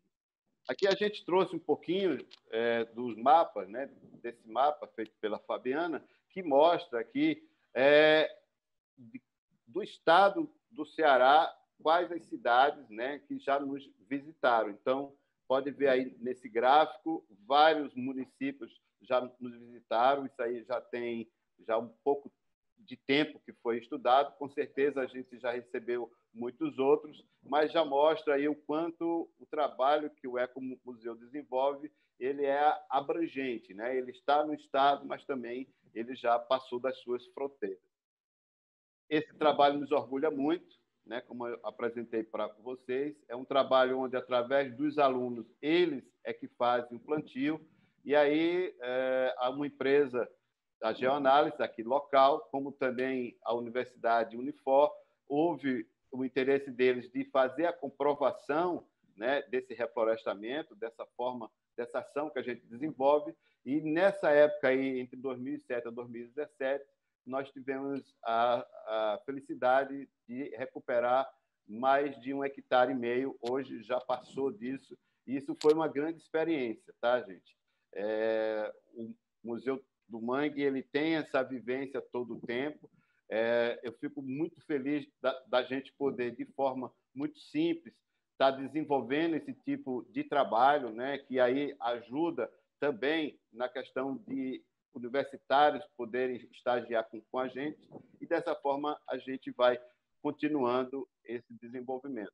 Aqui são as nossas palestras, né? Nós fizemos a palestra na Universidade Estadual do Ceará, isso foi em 2017. A exposição da Feira do Conhecimento, onde já participamos desde o início da feira até hoje, a gente é convidado e, junto com outros museus convencionais do Estado, a gente também marca a presença, trazendo um pouco do nosso acervo. Então, tem aí uma exposição muito bonita que eles nos oferecem, a oportunidade não somente de mostrar as peças, mas também de interagir com todos os visitantes, que são de várias regiões e de várias escolas e universidades. Trabalhos e estágios acadêmicos. Então, nós temos a honra, né, de contar aí com o professor Mileno, que fez um trabalho de dissertação de mestrado, que não somente ele aprendeu, mas nós também aprendemos muito com isso. A professora Alessandra, né, fez a monografia da graduação. A Fabiana, aqui do lado, fez o TCC de especialização dela, e para ela não foi surpresa, porque ela descobriu que, bem antes de visitar o museu, ela já trabalhava, já fazia estudos com o manguezal, e esse aí é o nosso estagiário, um dos primeiros, né, que se formou em gestão ambiental, e até hoje ele é nosso voluntário, que é uma coisa muito interessante. O museu, ele todo é feito através de voluntários, de estagiários, de amigos, né? Uma coisa assim muito cativante a gente poder estar com essas pessoas e contar com elas para desenvolver um projeto tão importante e tão interessante. Está aí a Fabiana, bem no início da sua carreira junto conosco, né, numa missão que ela não estava preparada, que era participar aí desse simpósio da Unifor, com mais de 300 alunos, e foi um momento assim para ela muito gratificante. Depois ela dá o depoimento pessoal dela. Vamos embora. Eu queria só dizer que fazia 15 dias que eu tinha conhecido o museu, e numa quinta-feira à noite eu recebi uma mensagem que teria uma palestra no sábado para alunos da Universidade de Fortaleza, e eu teria que fazer a palestra porque o Ruth estaria viajando. É com emoção. Então, eu passei do primeiro teste e sigo na caminhada. Gente, todo esse trabalho cidadão que a gente desenvolve aqui de forma voluntária e amorosa, ela também tem suas recompensas, né? Então, nós somos aí recompensados com essa menção do Ministério da Educação, que reconhece o Ecomuseu. Isso foi 2016 e foi no momento até complicado nossa vida, porque tivemos perdas aqui na família, mas chegou esse reconhecimento do trabalho, né? Então, isso é muito importante. Aqui nós temos o certificado, né, da prefeitura tratando o Ecomuseu, um reconhecimento ecológico, né, e principalmente a associação do Ecomuseu. Nós temos também um grande trabalho voltado às ODS. Então, nós trabalhamos aí com a participação direta da ODS 4, a 11, a 13, a 14, a 15 e a 17, que isso mostra que todo o tempo nós temos que nos adaptar, que nós temos que trabalhar principalmente em cima dessa nova situação que o nosso país está vivendo. Então, os Objetivos do Desenvolvimento Sustentável é algo que é preciso estar junto com ele e fazer valer. É com orgulho também que a gente mostra... Tá passando? Vamos embora, continuando.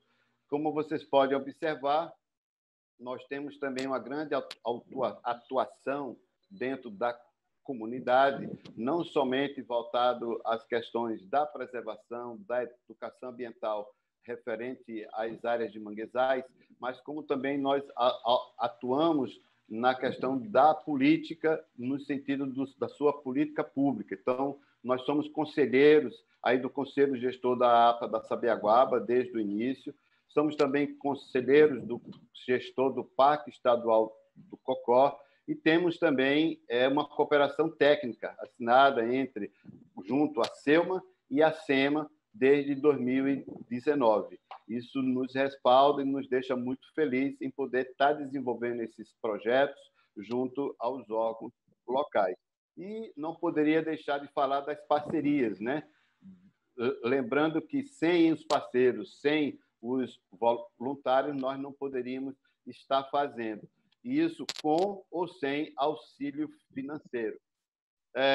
Esse texto todo aí fala um pouco do grupo de estudo, né, dos manguezais que nós temos junto à universidade, a UES, não é isso? Nós temos aqui a Renaman, que também nos traz muito orgulho, que nós somos cofundadores desse grupo tão maravilhoso que, como diz a professora Rafaela, tirou da gente aquela sensação de estar sozinho, de estar trabalhando unicamente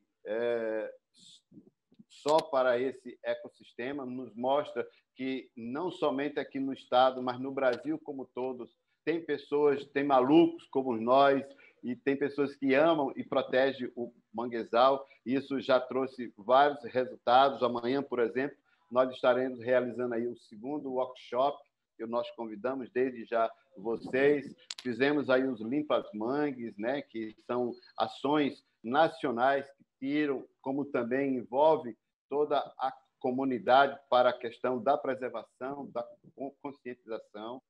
E não poderia deixar de falar também desse novo momento, que é essa grande ajuda que nós tivemos, que nós estamos tendo das farmácias Pague Menos, que, através de um produto que eles lançaram, que é a Pague Menos Eco, né, os produtos Eco da Pague Menos, eles nos doam parte dessa venda desses produtos, né, para a nossa organização poder desenvolver esses projetos. Isso, para a gente, nos traz assim, muito orgulho, principalmente porque abre aí precedentes para outras empresas também apoiarem, reconhecerem e ajudarem organizações como a nossa e como outras, porque não é somente os manguezais que precisa desse apoio. Não é apenas as ONGs que trabalham com o meio ambiente que precisam dessa ajuda. Nós temos aí várias outras instituições que necessitam que você, empresário, que você, empreendedor, direta ou indiretamente, possam chegar a reconhecer esse trabalho e desenvolver toda essa grande, né? Essa grande ação que é necessário que seja feita. 8 minutos, a Fabiana já está aqui me cutucando, mas eu não poderia também de falar das nossas parcerias, né? Está aí o Guardião do Mar, o Instituto Terra Mar, nossa amiga Jaque, o Pedro, o Ecomangue também, agora com muito orgulho, e a Associação dos Nativos e Moradores e Amigos da Sabiaguaba, onde à frente nós temos aí a Maria Luísa Vitalício, que ela está aí com a gente, no meio está a professora Cineide, minha esposa, grande companheira, né? Sem essa ajuda dela, não poderia estar desenvolvendo esse projeto todo, que não é para todo mundo aguentar um doido como eu, né? E junto a essas pessoas, né, a Fabiana, que está aí com vocês, a gente desenvolve projetos de capacitação, horta comunitária, doação de cestas básicas durante agora a pandemia, não somente para a comunidade, a gente conseguiu cesta básica, como também para a ração para animais e gatos, que também sofreram durante essa pandemia. Aí tem aí colocada a festa do Mocororó, que é uma festa da comunidade onde a gente contribui. O Aprogel, associação aí dos arquitetos, e a parceria institucional aí com o governo do estado, que nos dá esse suporte também. A Serrolim, a HGATEX, como falou aí o secretário, nós tivemos aí a oportunidade tanto de fazer o reflorestamento, como ele que nos ajudou a desenvolver o projeto Mecenas do Museu Itinerante. Aqui mostra um pouquinho da nossa sala de acervo, gente. Ela passou agora por uma reforma através da empresa Seneged, não está mais desse jeito, e a gente vai breve já estar mostrando para vocês. Aqui nós temos a Uber, foi um projeto contemplado agora exatamente quanto às questões do óleo nas praias. Então, a gente apresentou um projeto para a questão de criar viveiros educadores e fomos contemplados aí pela Uber, que breve também estaremos apresentando. E 2020, nós vamos continuar fazendo o que fizemos todos esses anos, aula de campo, palestras, exposição e termos de cooperação técnica. Está aí, gente, um pouco da amostra, um pouco dos produtos da farmácia Pague Menos. Peço a vocês que adquiram. É vegano, é maravilhoso. Não vou fazer muita propaganda, mas merece. Essa aqui, a Rafa já compra, né, Fabiana? A Rafa já está dizendo aí que é uma cliente aí, Pague Menos. Gente, esse é o nosso veículo, que daqui a pouquinho vai estar na rua. Isso me deixa muito feliz, porque esse museu itinerante já saiu de bicicleta, de moto, já saiu de táxi, já saiu de todo jeito, até numa caixa de levar pizza, nós já levamos o museu itinerante, e agora a gente tem esse carrinho aí, que a gente agradece muito às empresas apoiadoras, a HTEC, Serrolim, Pague Menos, e a Secult também, a Secretaria de Cultura do Estado. Meu tempo está acabando, mas ainda vou mostrar aqui os nossos viveiros, que a gente continua fazendo, continua colocando. Isso aqui foi durante a pandemia, né? Uma experiência que a gente teve com a Secretaria de Cultura do Estado, onde a gente pôde levar um pouco das aulas, né, através da apresentação da professora Cineide para os alunos que estão em casa. E essa também é uma estratégia de marketing usada por nós, que é a questão da adoção da muda. Nem sempre você pode plantar uma árvore no local, mas você pode adotar essa muda, né? Então, a gente tem esse www.mudavirtual.com.br, que está em evidência. A muda virtual vem surpresas por aí, tá? Em off, depois a gente conversa melhor. Nosso jornal, pessoal, esse aí é o Seu Indível. Não dá para dizer tudo de forma falada, então a gente usa esse jornal aí que traz um pouco dos trabalhos. Nós já estamos com quase 100, não é isso, Fabiana? Edições. Esse é o número 82, que fala do motociclista ambiental, que é também o nosso canal do YouTube. Está aí a figura, tinha que ser esse cara mesmo, que através dessa motocicleta a gente leva um pouco sobre a questão da gestão ambiental nas lojas, nas empresas e também no mundo motociclista. Acontecendo agora, está aí a parceria com o nosso deputado, né, a Cris Sena, nesse momento onde a gente estava falando sobre esse decreto que hoje a gente está aqui comemorando. Acima nós temos aí o vereador Iraguaçu. Desculpa aí que deu um branquinho aqui, mas são pessoas, pessoal, que nos deixam muito orgulhosos de a gente poder estar tendo essa oportunidade de poder estar trocando essa experiência, principalmente nesse momento. E o Covid, tudo parou? Não parou, não, gente. Está aí, ó, as cestas básicas que a gente distribuiu, principalmente essa que foi de alimento. Nós aqui fazendo as mudas, aliás, as aulas virtuais, tanto de educação ambiental, as reuniões, né, da Renaman, da SEMA, da Secult, da Brasil Foundation. Aqui tem um pouco do resultado. O tempo está acabando. Lembrando daquela moto do início, quantas pessoas tinha nela, e tinha apenas um sonhador. E hoje? Hoje a gente está aí. Lembrança do amigo Ivan, da Jéssica, do professor Mileno, da professora Cineide, da Luísa, do Elias, do Halley, meu neto, e dos professores que nos ajudam, está todos eles aí, dos estagiários, dos amigos e também de toda essa gente boa que nos acompanha. E assim é que nós vamos crescendo. Que tal? Você também quer pegar essa carona conosco? Muito obrigado e obrigado para todo mundo que também contribuiu. Um abraço. Ô, Fabiana. É isso? Ui. Eu Fabiana. já estou... Oi, Crísio.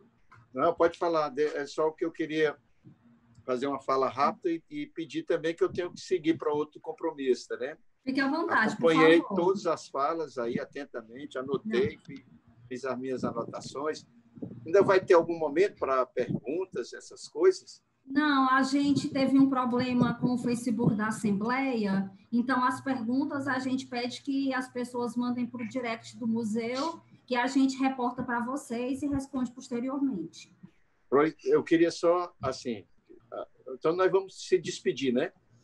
Eu só vou mostrar um pequeno slide dos municípios para prestigiar os 22 municípios do Ceará, certo, que tem recorte de mangue. É só um vídeo com imagens, não tem textos, vai ser bem rápido. Tá certo. Como eu tenho, fazer o convite para o workshop de amanhã e encerramos. Tá certo. Então, como eu vou ter que ir para outro compromisso, já são 11h15, eu queria deixar 3 questões fundamentais pelo nosso papo de hoje aí da semana, né? Da abertura da semana. Observe que amanhã continua em nível nacional, não é isso?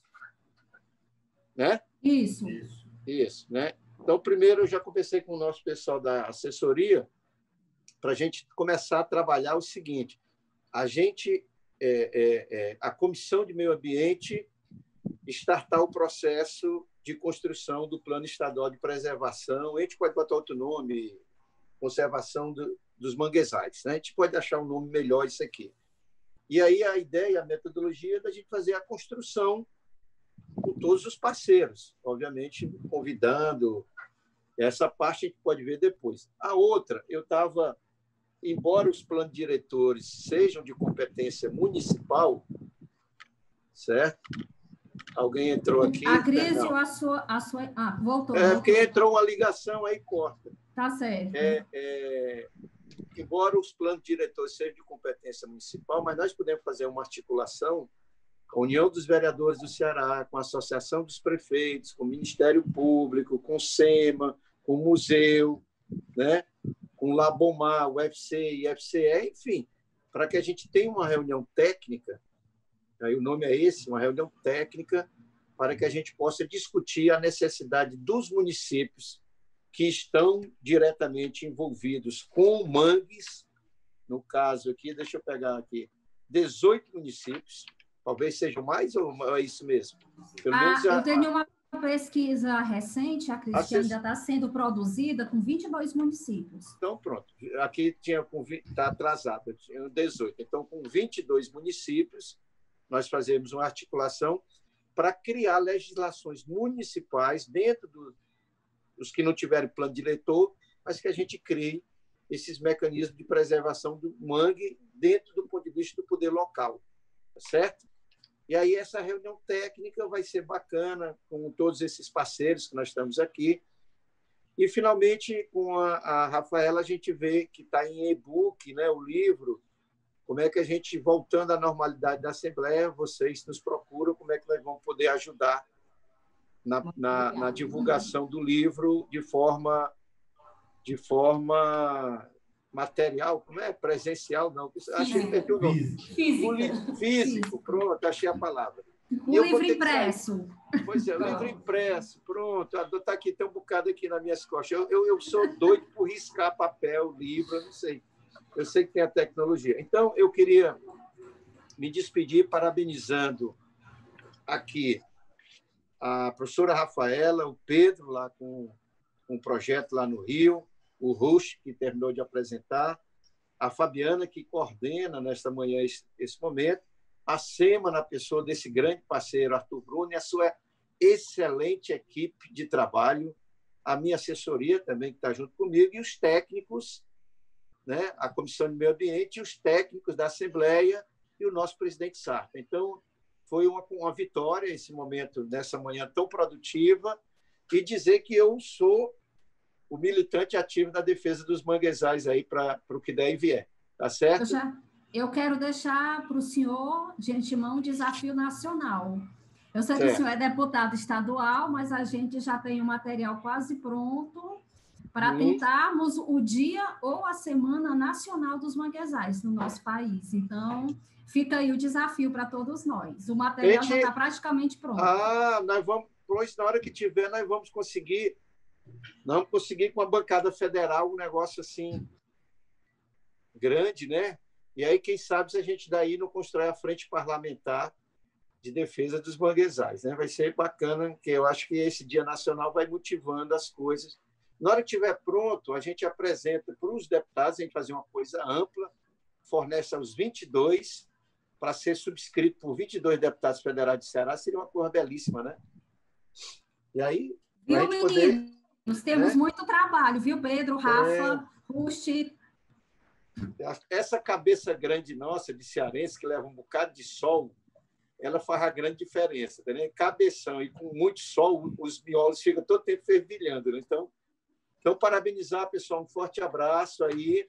E amanhã continua nessa articulação nacional de defesa dos mangues. Né? E vai ser você está com a Kate, né? Vai ser pelo YouTube. Vai ser pelo YouTube.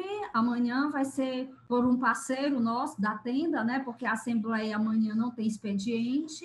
Isso. Então, a gente vai fazer pelo YouTube da tenda. As informações estão todas no nosso Instagram.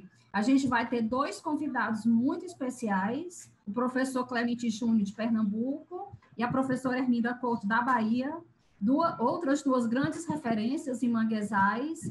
Vai ser um bate-papo bem animado. Então, pessoal, um forte abraço, bom final de semana e até amanhã, né? Beijo aí para todos. Gente, eu quero agradecer ao deputado, ao secretário, a todos que já tiveram seus compromissos. Eu não sou muito prática em Zoom, mas eu vou tentar colocar aqui as imagens dos municípios do Ceará para a gente prestigiar nesse momento. Só um pouquinho. Vamos ver se aparece. Espera aí que eu vou botar no modo de apresentação. Cadê o modo de apresentação? Gente, eu estou apanhando aqui. Calma, tá? Se não tiver defeito especial, eu nem vou. Vou cronometrar seu tempo, hein? Por favor. Como a gente já tinha falado antes, e eu já falei em off muito com o Pedro e com a Rafa, a gente está fazendo um levantamento bibliográfico, né? Porque a gente não tem condição de estar em loco nesses lugares, e até o momento a gente conseguiu achar pedaços grandes ou pequenos, digamos assim, de manguezais em 22 municípios do nosso estado. Aqui é um mapa produzido pela gente, é um mapa bem simples, só para a gente ter uma ideia de onde está cada local. Aqui a gente tem uma foto do manguezal de Chaval, na Barra do Timônia. Aqui um pouco do manguezal de Barroquinha. Camusim. Se eu estiver passando muito rápido, alguém de vocês me avisa, tá? Jijoca, de Jericoacoara. Itarema. Belíssimo, né? O manguezal de Itarema, por sinal. Cruz. Acaraú. Rafa, conhece, Rafa? A Montada. Itapipoca, aí já pegou um pouco das casas que estão próximas ao local. Trairi, São Gonçalo do Amarante, achei belíssimos, essas raízes me dão ideia de um porte grande. Paraipaba, eu não consegui imagens muito boas, mas a gente vai buscar melhores. Paracuru, Calcaia, que é aqui divisa com Fortaleza, é Barra do Rio, Ceará. Fortaleza, que é a área do Ecomuseu Natural do Mangue, não poderia ser diferente. Eusébio, Aquiraz, Cascavel, Beberibe, achei linda essa imagem dos novos. Fortim, Icapuí, existe um trabalho do pessoal do Olho d'Água, né, Ruxo? Olho d'Água. Olho d'Água, do Icapuí, um trabalho muito bonito. E eram esses os 22 municípios. Eu sei que eu fiz uma apresentação bem rápida, mas é que a gente achou muito importante contemplar para que eles se sintam prestigiados e sintam fortalecidos para continuar esse trabalho. Acredito que a gente possa encerrar por aqui. Eu queria 2 minutos para cada um de vocês para fazer as considerações finais. Rafa? Sim. Eu só quero agradecer, né? É um prazer estar aqui hoje. Acho que a gente deu um bom pontapé na primeira semana. Acho que nós temos muito trabalho pela frente, mas que eu estou muito orgulhosa de fazer parte dessa equipe, de estar aqui com vocês hoje. Eu espero que realmente a gente possa avançar e contribuir, cada vez contribuir mais efetivamente, tanto pela conservação dos manguezais do Ceará, quanto no Brasil inteiro. Que os nossos trabalhos, os colegas que aqui apresentaram, possam servir de referência. E eu gostaria de agradecer a toda a nossa equipe, toda a equipe do Ecomang, o IFCE, Campus Acaraú, que sempre nos permite trabalhar e nos permite sonhar um pouco mais. Então, conte comigo e seguimos juntos pela conservação dos manguezais. Pedro? Obrigada, Rafa. Pedro, desmuda. Já tirei. Bom, inenarrável, foi uma experiência sensacional. Fiquei apaixonado pelo trabalho da Rafa. Do Ecomuseu, eu já era apaixonado antes, sempre, cada vez mais. E, Ruth, você fala alguma coisa sobre tamanho, né? Já dizia Rui Barbosa, né? No meu país, a medida de um homem é a medida do pescoço para cima, né? Então, e como diria Raul Seixas, basta ser sincero e desejar profundo e você é capaz de sacudir o mundo. Parabéns ao Ecomuseu pelo incentivo, parabéns ao deputado, parabéns à SEMA. Por isso, e assim, eu labuto nessa vida há 25 anos. E ver um Estado, né, uma Secretaria de Estado, ver uma Assembleia envolvida com uma questão tão melindrosa como são os manguezais, é realmente um avanço fora do comum. Parabéns a vocês, parabéns ao Ceará. Mas, para mim, parabéns a você, Ruth e Fabiana, que encabeçaram essa luta, e eu acompanhei ela desde o início, as muitas reuniões, para que nós culminássemos nesse primeiro evento, que com certeza será o primeiro de muitos. Eu esqueci de falar na minha apresentação das 65 mil mudas plantadas, né? Hoje com 6 metros de altura, e de que o projeto SAF foi considerado referência pelo Prêmio Hugo Werneck em 2017, além de ser considerado referência pela plataforma Educares do IBAMA também. Agradecer a minha equipe, que sem ela eu não seria ninguém, e seus parceiros, obviamente, também. E a Petrobras, que, por meio do programa Petrobras Socioambiental, nos permite essas realizações, e embora aí no Ceará, conversando presencialmente, sempre que possível, com o Ecomang, com o museu, para a gente começar a produzir novas histórias. Obrigado pela oportunidade, pelo convite. Parabéns a todos. Eu queria dizer, Pedro, que pelo que a gente ouviu aqui das falas do secretário Arthur Bruno e do deputado Acrísio, a gente vai ter que trabalhar das 3 às 6 da manhã, tá? Não é mais permitido dormir. Com certeza. Mas tudo bem, né? É isso, Rafa? Eu queria dizer que para Rafa, eu não vou falar o seu nome agora, porque eu ainda não tenho causos para contar. Mas eu vou falar aqui de 2 causos desses moços aqui. Teve em 2017 o primeiro COMAR, que é o Congresso de Conservação Marinha. Aproveito aqui e deixo um abraço para a Suzana, porque é ela quem possibilitou a gente conhecer o Pedro, a Irminda, a Yara, uma porção de gente do bem. Mas em 2017 o Lúcio foi convidado para palestrar no COMAR e ele arrumou a mala e queria ir para o aeroporto exatamente 30 dias antes. E para não dizer que é só o Rust, o Pedro, quando foi receber esse prêmio que ele acabou de citar, ele chegou um dia antes no aeroporto, salvo engano. Então, somos todos loucos. Ah, não, esse prêmio foi, o que você está falando é da Argentina, de liderança para a América Latina, desenvolvimento da América Latina. Esse foi ano passado. Eu realmente cheguei, recebi o prêmio lá no Senado Federal da Argentina e acabei chegando um dia antes do aeroporto para voltar e tive que me virar lá, quase um Tom Hanks lá, 24 horas no aeroporto. Puxa, eu queria que você fizesse a sua consideração final e o convite para o evento da Renamar amanhã.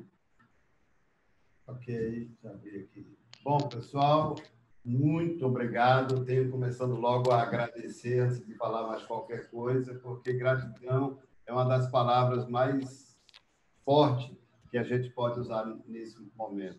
Quero agradecer também a você que se inscreveu. Nós tivemos aí quantas inscrições? 71 inscrições. Isso é maravilhoso, porque esse nosso primeiro seminário, né, feito online, para nós foi uma experiência muito rica. A gente não tinha feito isso ainda, inclusive na nossa sede, que a gente está acabando de montar aqui na nossa casa. Enfim, estar com a professora Rafaela do lado direito, com o Pedro do lado esquerdo embaixo, com a Fabiana aqui do lado, bate, Rafaela. É uma grande honra e também contar com todos que estão nos ouvindo. Eu sei que nós temos aí todos os nossos parceiros acompanhando esse trabalho. Agradecer ao deputado Acrísio por ter nos acreditado e também ter feito tão rápido, né, um decreto que não foi fácil.